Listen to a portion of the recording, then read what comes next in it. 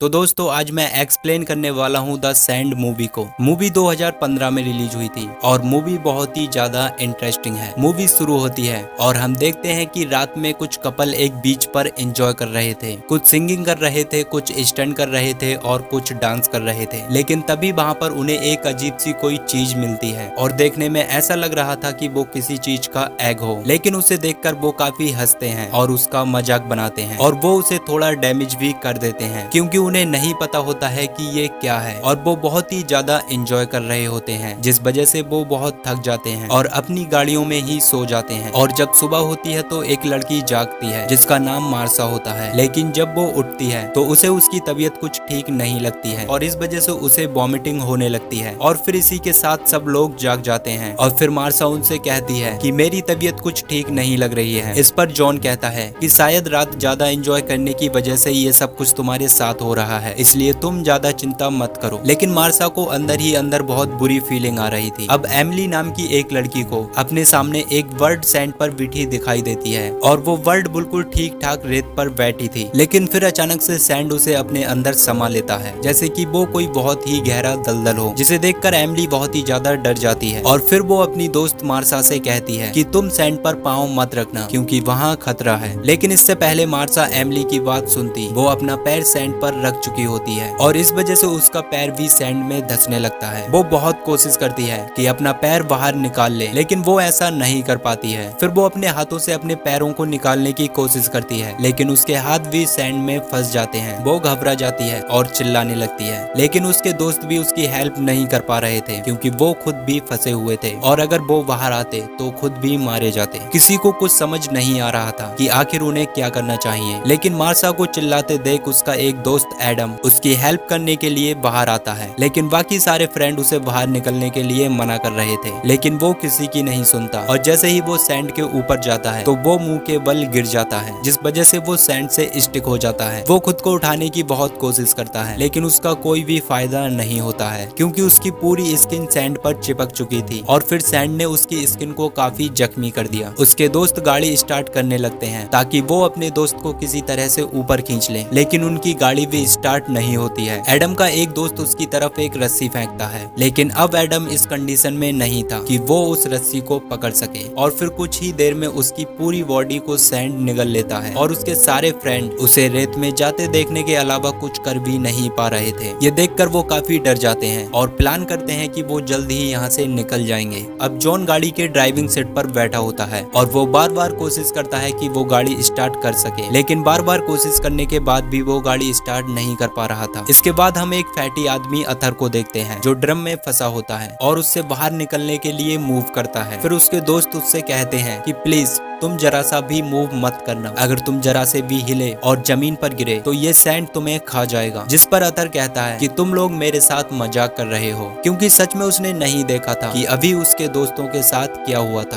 क्योंकि वो सो रहा था और क्योंकि उस ड्रम में फंसे होने की वजह से उसे बहुत दर्द हो रहा था, इसलिए वो ड्रम से बाहर निकलने के लिए उस ड्रम को हिलाता है। इस पर रॉबर्ट कहता है कि तुम इस ड्रम को मत हिलाओ क्योंकि थोड़ी देर में कोई हमारी हेल्प करने के लिए आ रहा है और हमने कॉल कर दी है। इस पर अथर मान जाता है, जबकि ऐसी कोई बात नहीं थी। उनकी हेल्प करने के लिए कोई भी आने वाला नहीं था और सभी अपनी अपनी जगह पर रुक जाते हैं। अब एमिली सबसे कहती है कि हम सब ने कल ही तो इस बीच पर पार्टी की थी, तब ये सैंड हमसे कुछ क्यों नहीं कह रही थी और यहाँ पर बाकी लोग भी तो थे, वो कहाँ गए। फिर जॉन कहता है कि शायद वो रेत पर खड़े थे, इस वजह से उन्हें रेत निगल गई, लेकिन हम लोग डायरेक्ट रेत पर नहीं थे, अपनी कार में सो रहे थे, इसलिए रेत हमें नहीं निगल पाई। लेकिन इसी बीच अथर फिर से चिल्लाने लगता है कि मुझे बहुत तेज धूप लग रही है और मैं यहाँ ज्यादा समय तक नहीं रुक पाऊंगा। जिस पर जॉन उसकी तरफ एक सनस्क्रीन फेंकता है और कहता है कि ये सनस्क्रीन है, तुम इसे लगा लो, शायद तुम्हें थोड़ा सुकून मिलेगा। और फिर वो उसे लगाने लगता है जिससे उसे थोड़ा सुकून मिल जाता है। फिर उन सब की नजर उस चीज पर पड़ती है जो रात उन्हें मिली थी, लेकिन उन्होंने इसे डैमेज कर दिया था जिस वजह से वो टूट गया था। रात में उन्हें पता नहीं चला कि वो क्या है, लेकिन अब उन्हें लगता है कि शायद वो किसी का एग था जिसे उन्होंने डैमेज करके या तोड़ के बहुत बड़ी गलती की थी। और क्योंकि अब उसके दो टुकड़े हो चुके थे तो उसमें जो भी चीज थी वो बाहर आ चुकी थी। और फिर हमें पता चलता है कि वो अंडा एक क्रिएचर का था जो कि अब उस अंडे से निकलकर उस रेत में घुस गया है और इसी वजह से उनके साथ ये सब कुछ हो रहा है। फिर एमिली उस अंडे की तरफ कोई चीज फेंकती है, लेकिन सैंड उसे भी अपने अंदर ले लेती है, जिसे देखकर उन्हें पता चल जाता है कि वो क्रिएचर क्रिएचर इस सैंड के अंदर ही है। अब जॉन कहता है कि हम इस तरह से कुछ नहीं कर सकते, इसलिए हमें खुद ही अपने लिए कोई स्टेप लेना होगा। इसके बाद वो एक स्केटबोर्ड उठाता है और उसे गाड़ी के पास रखकर उस पर चलता हुआ टेबल तक जाने की कोशिश करता है, लेकिन वो सक्सेसफुली इस पर चलने तो लगता है, लेकिन जैसे ही वो टेबल तक पहुंचता है तो उसका बोर्ड स्लिप होने लगता है और उसके पांव भी स्लिप होने लगते हैं, जिस वजह से वो सैंड के काफी करीब पहुंच जाता है और इसी वजह से सैंड के अंदर से कोई चीज बाहर निकलती है और उसके पेट से टच होती है। लेकिन जॉन कॉन्फिडेंस के साथ उस टेबल पर चढ़ जाता है जिस पर एक बैग रखा था और उसमें कुछ खाना भी था, और फिर वो उसमें से एक बनाना निकाल कर खाने लगता है, लेकिन बनाना खाते ही उसे वॉमिटिंग होने लगती है। और जब उसकी नजर अपने पेट पर जाती है तो वो देखता है कि उसके पेट पर बहुत ही ज्यादा इंजरी हो चुकी है, जो कि उस सैंड से निकलने वाले रूट्स की वजह से हुआ था। और उसके फ्रेंड उसके जख्म देखकर बहुत ही घबरा जाते हैं, लेकिन जॉन कहता है कि मुझे कुछ नहीं हुआ है, इसलिए तुम ज्यादा चिंता मत करो। फिर वो उस बैग से ड्रिंक निकालकर सबकी तरफ फेंकता है ताकि कम से कम उनकी प्यास तो बुझे, लेकिन फिर उन इंजरी की वजह से जॉन के पेट में दर्द होने लगता है और उसके जख्म से खून भी आने लगता है, जिस वजह से उसकी गर्लफ्रेंड उदास हो जाती है और रोने लगती है। फिर जॉन उसी टेबल पर लेट जाता है। तभी गाड़ी में बैठी एक लड़की ब्लैक हेयर लड़की से कहती है कि हम सबके मोबाइल फोन गाड़ी की डिग्गी में है और हमें किसी भी तरह से वो मोबाइल निकालने होंगे ताकि हम मदद के लिए किसी को बुला सकें। लेकिन कोई भी रिस्क लेना नहीं चाहता था क्योंकि गाड़ी की डिग्गी गाड़ी में बैठकर कभी नहीं खोली जा सकती थी, जिस पर एक लड़की कहती है कि मैं इस डिग्गी को खोलने की कोशिश करूंगी। फिर वो जाकर डिग्गी खोलती है लेकिन डिग्गी नहीं खुल पाती, जिस वजह से वो दूसरी तरफ जाती है। तभी ब्लैक हेयर लड़की उसे एक कपड़ा पकड़ाती है जिससे कि वो कपड़ा पकड़कर रुक जाए और सैंड की तरफ न गिर पाए। तभी एमिली उसे एक रॉड पकड़ाती है और कहती है कि तुम इसे पकड़कर इस डिग्गी को खोल सकती हो। और फिर फाइनली वो लड़की डिग्गी को खोल चुकी होती है, लेकिन तभी उन्हें कोई दूर से आता हुआ दिखाई देता है और वो वहाँ का सुपरवाइजर होता है। और फिर वो सब उसकी तरफ देखने लगते हैं और इसी ध्यान में वो लड़की जो डिग्गी खोल चुकी थी उसकी उंगलियां डिग्गी में फंस जाती हैं, यानी कि डिग्गी अब बंद हो चुकी थी और वो दर्द की वजह से चिल्लाने लगती है। लेकिन उसके दोस्त उस सुपरवाइजर को अपने पास बुलाने की कोशिश करते हैं, लेकिन सुपरवाइजर कहता है कि आज के नई जनरेशन के लोग ड्रग्स लेकर पता नहीं कैसे कैसे काम करते हैं, लेकिन वो सब उसे कहते हैं कि हम मुश्किल में हैं। फिर वो गाड़ी उनकी तरफ लेकर आता है और गाड़ी से उतरने लगता है तो सब शोर मचाने लगते हैं और कहते हैं कि सैंड पर पाँव मत रखना। लेकिन जब वो बाहर आता है तो सब देखकर हैरान रह जाते हैं क्योंकि सैंड ने उसे कुछ भी नहीं किया होता है। और फिर वो सबसे पहले जॉन के पास जाता है और वो उसका पेट देखकर काफी हैरान होता है और कहता है कि ये सब किसने किया है। इसके बाद वो अतर के पास जाता है और उसे ड्रम से बाहर निकालने की कोशिश करता है, लेकिन उसका वेट बहुत ही ज्यादा था, इस वजह से वो उसे बाहर नहीं निकाल पाता है। लेकिन वो सुपरवाइजर उससे कहता है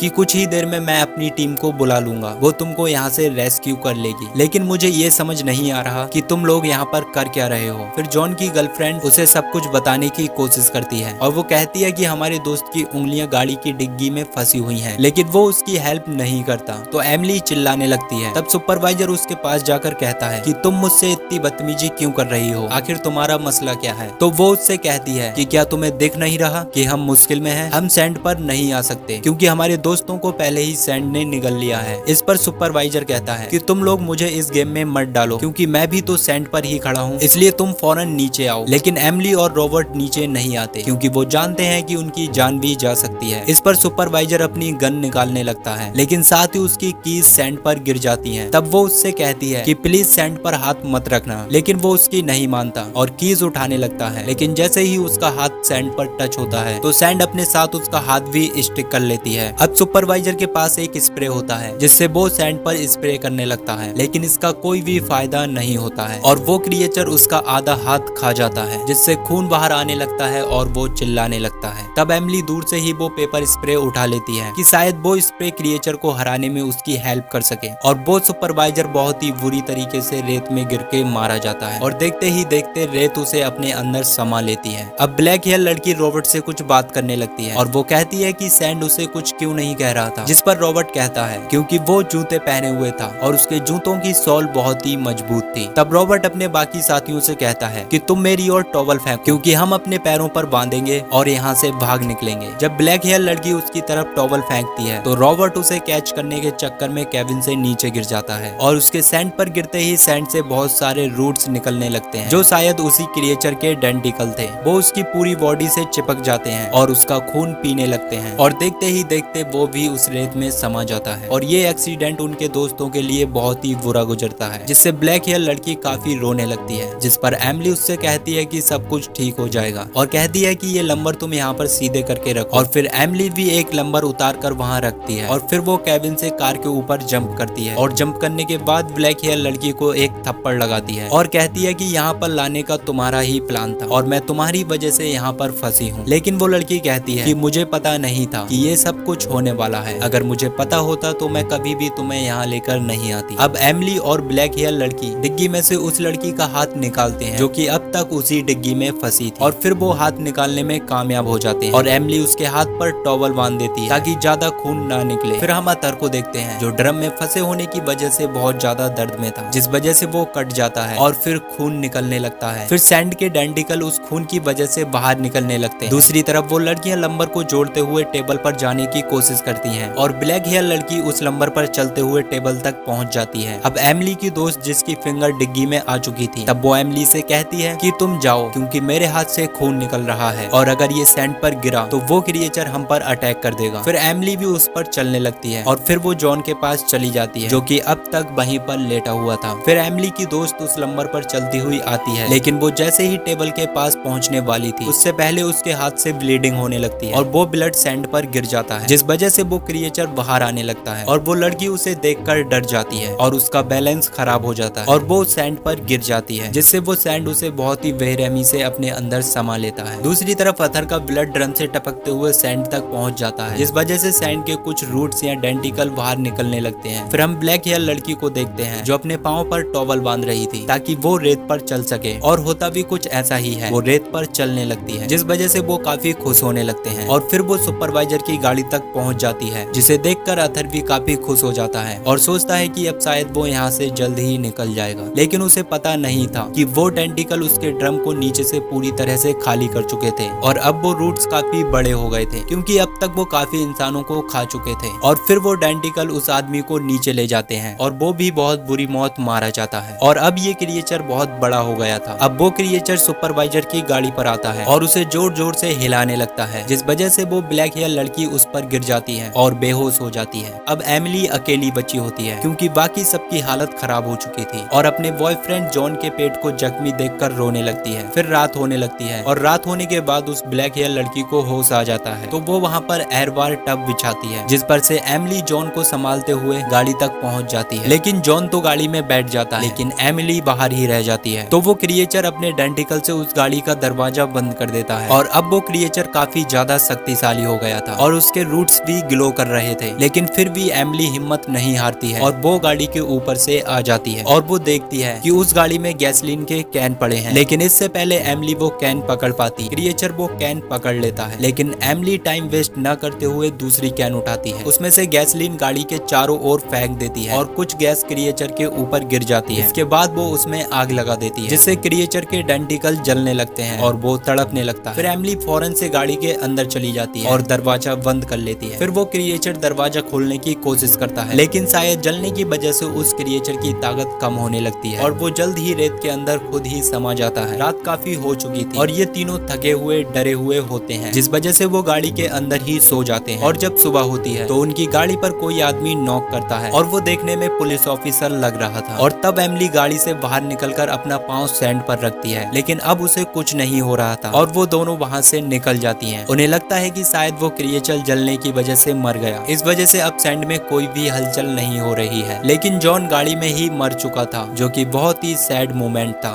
लेकिन मूवी के लास्ट में हमें एक बहुत ही शॉकिंग चीज पता चलती है कि वो क्रिएचर अभी भी जिंदा है और समुद्र में कहीं है और अब उसका निशाना शहर है। और इसी के साथ ये मूवी यहीं पर खत्म हो जाती है। तो दोस्तों अगर मूवी की एक्सप्लेनेशन पसंद आई हो तो वीडियो को लाइक करके चैनल को सब्सक्राइब जरूर कर लेना। Thank you, take care, love you, bye bye.